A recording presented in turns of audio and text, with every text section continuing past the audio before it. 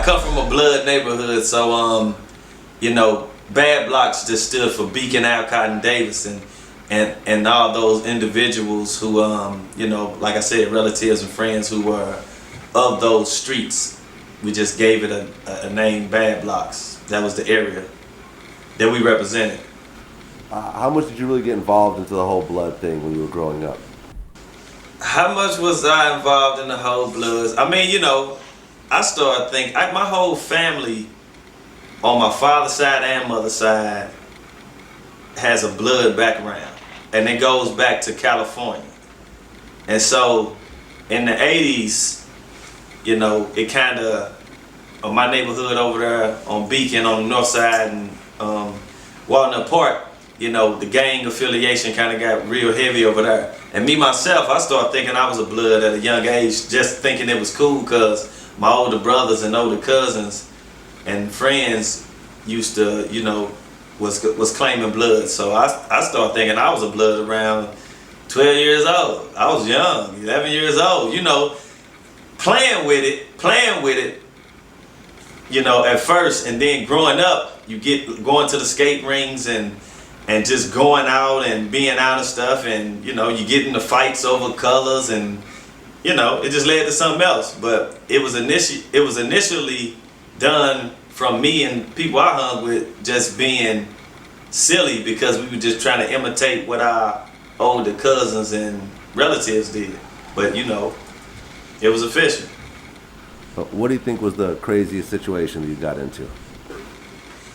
What was the craziest situation I got into? It was a lot of crazy situations, but when I was 17, I remember me, my cousin, and my older cousin and my older brother was riding, and we was as we was finna go. We was in my mama's car. We was driving my brother was driving my mother's car, and we was finna go somewhere. I don't remember exactly where we was going. I think we was just out riding because it was the summer and it was a good day. And I was 17, this was in 97. And I seen two of my little homeboys fighting. Two of my little homeboys was on the street fighting some cats bigger than them. And so we had seen them, and my brother slowed down, and I just got out the car. And went and knocked one of the dudes out. I was unconsciously thinking though. I just got out the car, walked over there and knocked dude out. Like I knocked him out for real. It was crazy, it was funny. It wasn't funny, but it was funny. So after I knocked dude out, I just started walking back to the car. And then my cousin was like, hey man, it's a dude in the alley with a gun. And so when I got back in the car, I just ducked down. But dude, he was shooting down at the car where I ducked at. And so I had a bullet grazed my eye and a bullet grazed my back of my head. And so that was a crazy situation and I got my mama car shot up. And that was a crazy situation because I could have died.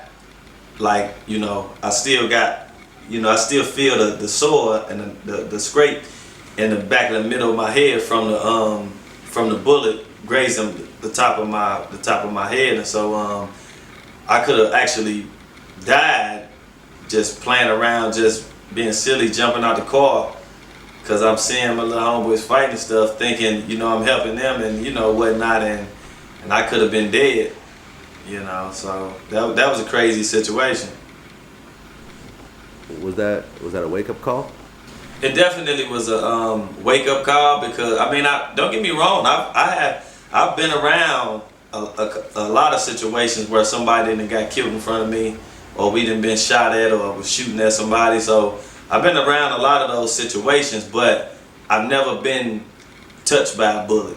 And so that bullet grazing the top of my head, man, it came so close that it really made me think. And I got grazed in the eye. My eye was like swole, and it was like bloodshot red at the time. And my mother made me go stay with my auntie, who stayed like 45 minutes to an hour away from St. Louis.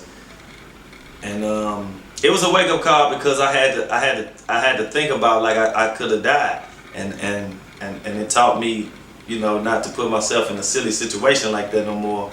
But of course I was a teenager and I got into more silly situations.